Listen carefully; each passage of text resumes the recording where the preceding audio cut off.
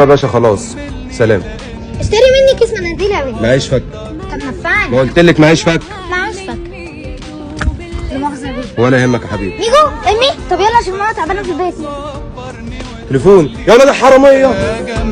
طيب خاطري من همي كلمه طالعه منك. حلو والسلام. لا ميجو حضرت الفطار. ربع ساعة وجاي يا امي. ماشي ربنا معاك. ماشي.